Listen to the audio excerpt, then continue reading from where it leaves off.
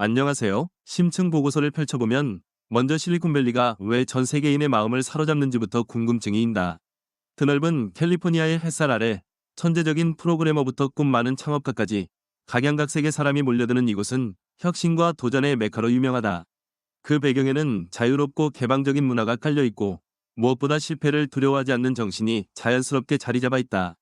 이 심층 보고서는 실리콘밸리의 빅테크 기업들이 어떤 인재를 원하는지, 그 핵심 가치가 어떻게 형성되었는지, 그리고 한국 교육은 왜 지금과는 다른 방향으로 변해야만 하는지에 대해 다룬다. 동시에 단순한 문제 제기에 그치지 않고 미래에 필요한 구체적인 해결책과 발전 가능성을 명쾌하고 재미있게 담으려 시도한다. 심층 보고서를 읽다 보면 많은 이들이 먼저 궁금해하는 점이 있다. 왜 미국 실리콘밸리의 빅테크 기업들이 문제 해결력을 그토록 강조할까? 라는 의문이다. 흔히들 한국의 교육 시스템은 암기와 정답 찾기에 최적화되어 있다고 말한다. 학교에서든 학원에서든 무엇이 맞는 답인지 빠르고 정확하게 찾아내는 능력이 오랫동안 우수하다는 평가를 받는 기준이었다.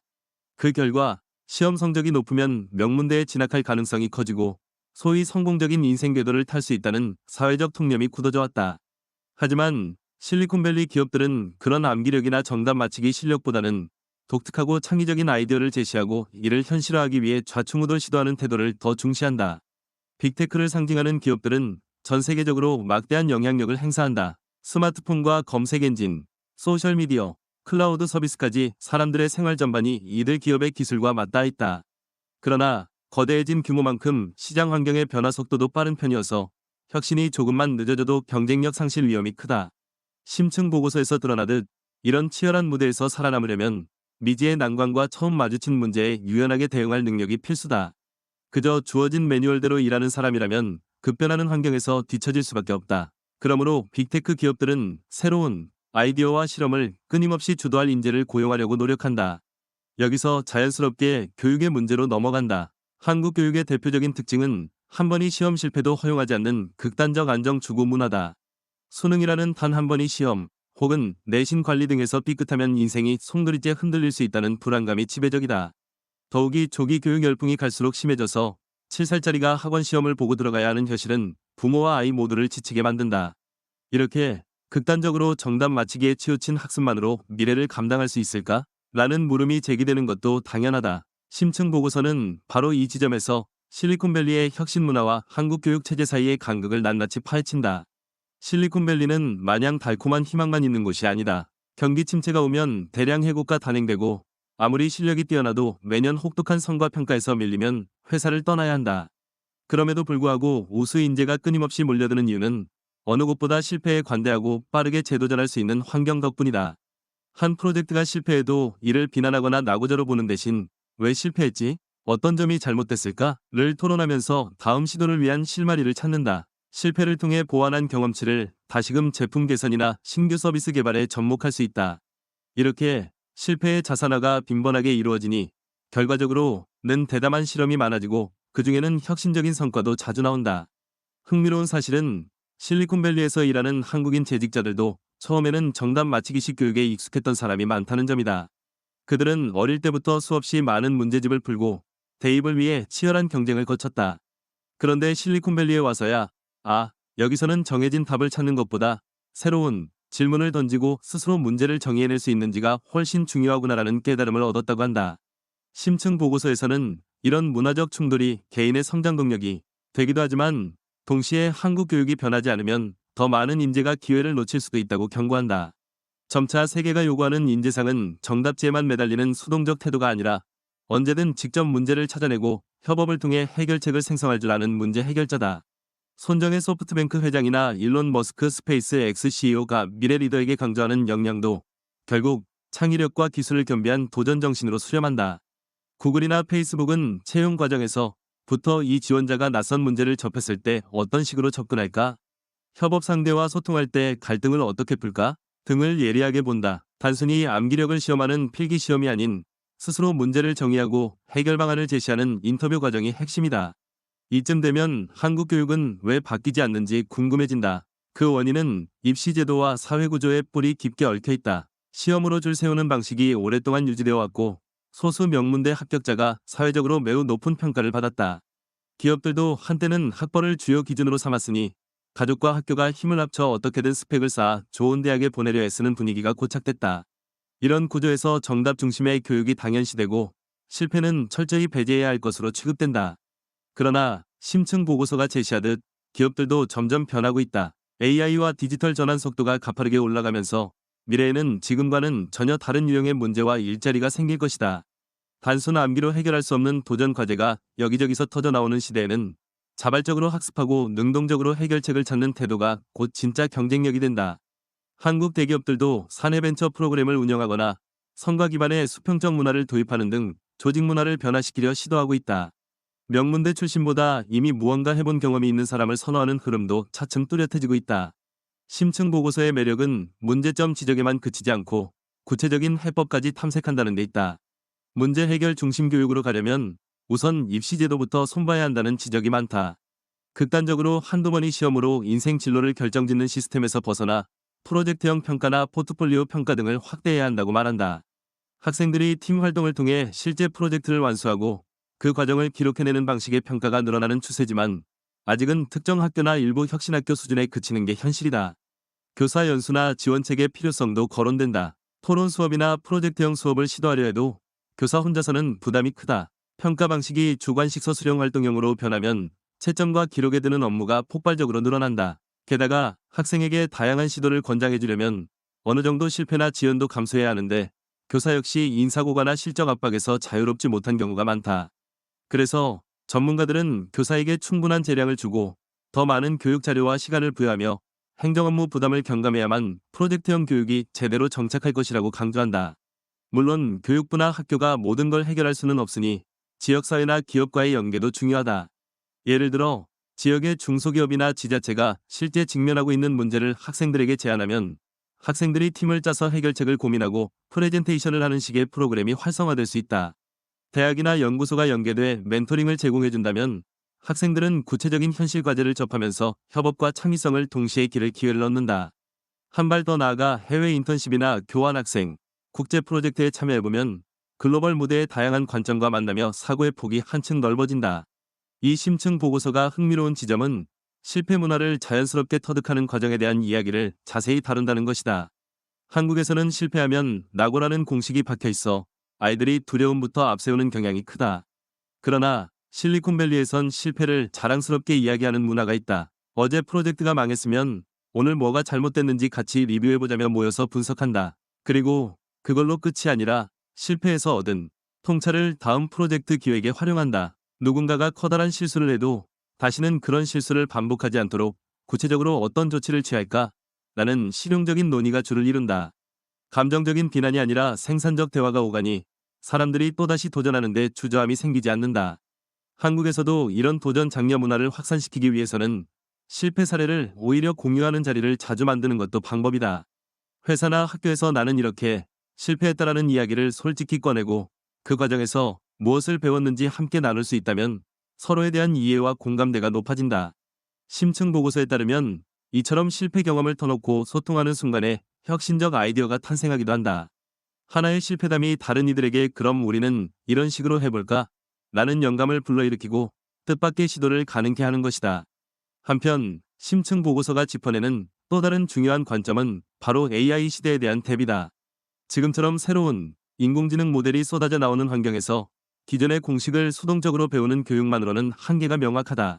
대규모 데이터와 알고리즘의 발전 속도가 너무 빨라서 오늘의 지식이 내일 바로 낡아버릴 수 있다. 따라서 AI가 대체하지 못하는 영역, 즉 복합적 문제 상황을 분석해가며 인간적 통찰과 창의성을 발휘하는 일이 더욱 중요해질 전망이다. 이미 세계적으로 챗봇과 자율주행, 로봇 자동화의 물결이 거세지고 있으니 인간은 문제 정의와 판단 능력에 집중해야 한다는 목소리가 커지고 있다. 이와 더불어 학교에서 AI 교육을 강화해야 한다는 의견도 있다. 초등학교부터 프로그래밍과 알고리즘 사고를 익히게 하고 중등고등 과정에서 실전 프로젝트로 발전시키자는 아이디어다. 하지만 단순히 코딩 언어만 익히는 것에 그치는 게 아니라 실제 문제 해결 툴로서 프로그래밍을 활용하도록 해야 한다. 예컨대 지역사회에서 발생하는 작은 환경 문제나 교통 혼잡 문제를 데이터로 분석해보는 식의 프로젝트 수업이 있다면 학생들은 AI와 소프트웨어가 왜 중요한지 체감하면서 배울 수 있을 것이다. 또 하나 유념해야 할 건 학부모의 역할이다. 한국 학부모들은 자녀 교육에 지대한 영향력을 끼친다. 그런데 아직도 자녀가 한번 실패하면 큰일 난 것처럼 반응하는 경향이 짙고 입시 성적이나 등급만을 중시하는 분위기가 강하다. 이를 바꾸기 위해선 부모도 변화해야 한다는 것이다. 자녀가 시도와 실패를 거쳐서 조금씩 성장하도록 기다려주고 창의적 활동에 스스로 열정을 쏟을 때 지지와 응원을 보내줄 필요가 있다. 이것이 쉬운 일은 아니겠지만 여러 학부모 대상 워크숍이나 세미나를 통해 미래에 필요한 역량은 무엇인지, 실패가 왜 학습의 일부인지를 적극 홍보할 수 있다면 적어도 이전보다는 더 많은 부모가 열린 마음으로 아이를 대할 수 있을 것이다. 이 심층 보고서에서는 궁극적으로 한국이 미래사회에서 경쟁력을 유지하고 나아가 선도국으로 도약하기 위해서는 교육혁신이 선택이 아니라 필수임을 재차 강조한다. 더 이상 지필시험, 암기식 평가, 획일적인 교실 수업만으로는 미래의 복잡다단한 문제를 감당할 수 없다. 문제 해결력, 창의력, 협업 능력, 실패를 통한 학습 태도 등은 이미 글로벌 기준이 되었으며 실리콘밸리에서는 이런 역량을 갖춘 사람을 끊임없이 탐낸다. 그러니 우리도 학생들에게 정답이 아니라 스스로 질문을 찾아보자 점수보다 어떻게 문제를 정의하고 해결책을 만들어낼지 고민하자라고 말할 수 있어야 한다. 사실 이 메시지는 단지 교육에만 국한된 것이 아니다. 직장 문화, 지역사회 프로젝트, 정부 정책 추진 등 사회 전반에 걸쳐 실패를 인정하고 조용히 넘어가는 것이 아니라 실패를 공부하며 더 나은 결과물을 만들어내려는 자세가 필요하다. 이 심층 보고서가 특별히 재미있는 점은 도전과 실패를 마치 한 편의 드라마처럼 다루고 있다는 것이다. 가령 실리콘밸리에서는 신생 스타트업이 한두 달 만에 망하는 일이 흔하지만 그 후에 그 창업가가 새로운 아이디어로 다시 등장해 대박을 터뜨리기도 한다.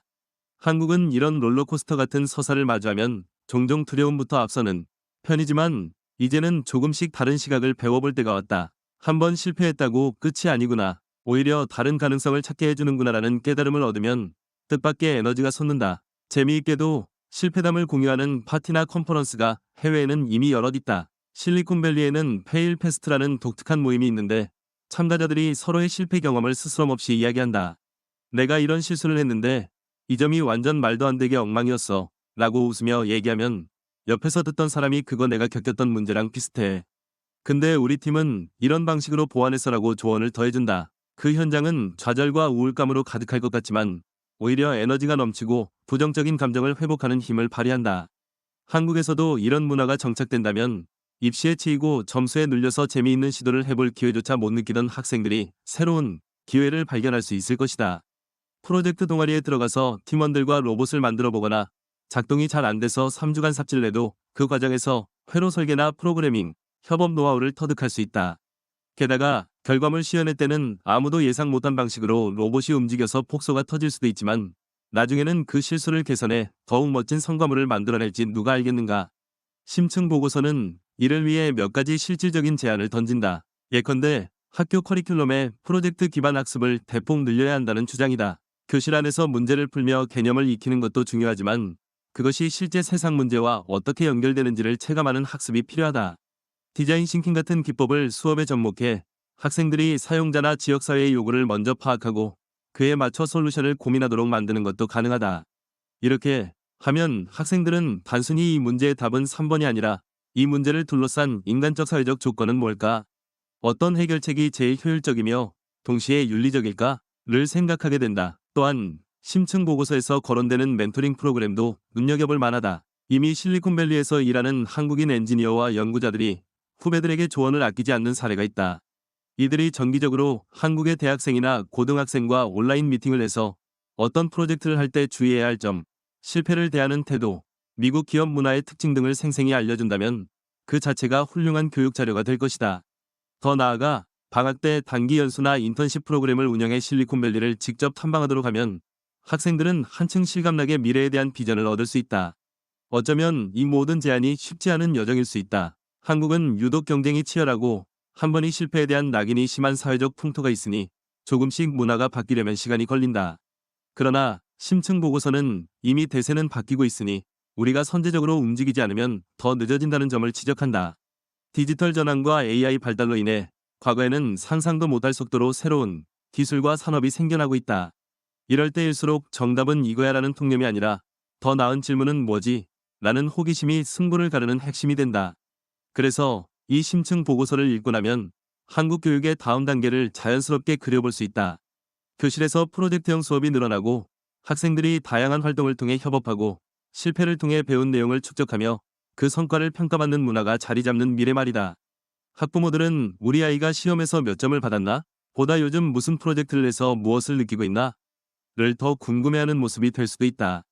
교사들은 성적표가 아닌 프로젝트 리뷰 보고서를 보며 학생들이 몰입한 과정에서 어느 부분이 발전 가능성이 있는지 논의할 것이다. 실리콘밸리의 빅테크들이 원하는 핵심 역량은 지금 한국의 현실과 마주보면 꽤 먼 길처럼 느껴진다. 하지만 이미 그런 방식으로 교육받은 학생들이 글로벌 무대에서 활약하기 시작했고, 한국에서도 소수의 학교나 교사들이 새로운 시도를 멈추지 않고 있다. 정답 맞히기에서 문제 해결로의 전환은 절대 하루아침에 이루어지지 않는다. 그러나 역사를 돌아보면 필요성이 절실해졌을 때 인간은 늘 방안을 찾고 변화를 만들어 왔다. 이 심층 보고서는 그 절실함을 보여준다. 정쟁에 몰두한 기성세대가 미래를 생각할 여유를 못 내고 있을 때 청년들과 학생들은 혼란과 막막함 속에서 숨이 막힐 지경이라고 호소한다. 이런 시대에 한국이 다시 도약하려면 우리는 어떤 인재상을 육성하고 싶은가? 실리콘밸리의 문제 해결 문화에서 무엇을 배울 수 있나? 라는 질문부터 시작해야 한다. 그 질문에 대한 답은 결코 정답지에 인쇄되어 있지 않고 우리 스스로 치열하게 고민하고 실험하며 찾아내야 한다. 결론적으로 정답 맞히기 교육만으로는 앞으로 나아갈 수 없다. 암기와 주어진 답안에 갇힌 사고방식은 미래 사회를 대비하기에 턱없이 부족하다. 문제 해결력과 창의력, 협업 정신, 실패를 받아들이는 탄탄한 내성이야말로 실리콘밸리의 빅테크들이 그토록 주목하는 인재의 열쇠다. 더 나아가 우리 모두가 원하는 삶의 질 높은 사회를 만들어가는 관건이기도 하다. 그러니 이 심층 보고서를 마주한 지금 독자들이 할 일은 분명하다. 어떤 문제를 해결하고 싶은가? 라는 질문을 스스로에게 던져보는 것이다. 그 문제는 작아 보여도 좋다. 마을 도서관의 사소한 불편일 수도 있고 학교 급식 메뉴의 개선일 수도 있다. 혹은 자율주행차와 AI 윤리 같은 거대 담론일 수도 있다. 중요한 건 직접 문제를 정의해보고 그걸 어떻게 풀어갈지 궁리하는 과정에 뛰어드는 일이다. 그럴 때 비로소 미래는 우리 손으로 개척할 수 있는 무대가 된다. 이 심층 보고서가 말하고자 하는 핵심은 결국 정해진 길을 따라가기보다 내가 직접 길을 만들어 나가자는 메시지로 귀결된다.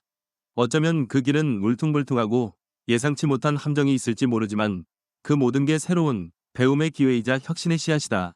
실리콘밸리의 성공 사례가 보여주듯 실패를 두려워하지 않고 도전하는 문화, 호기심에 기반을 둔 문제 해결 교육이 자리 잡으면 한국도 새롭고 놀라운 변화를 맞이할 가능성이 무궁무진하다. 심층 보고서는 이를 향한 구체적인 발걸음을 제안하며 지금 이 순간부터라도 문제 해결력을 키우려는 노력을 시작하자고 힘주어 말한다. 이제는 낡은 패러다임에서 벗어나 정답 대신 질문을 사랑하는 사회가 되어야 하지 않을까? 한 번의 실패보다 시도조차 하지 않는 게 더 큰 위협인 시대다. 그래서 심층 보고서는 마지막으로 묻는다. 내가 해결하고 싶은 문제는 무엇이며 그것을 위해 내일 당장 무슨 첫걸음을 내디딜 수 있을까?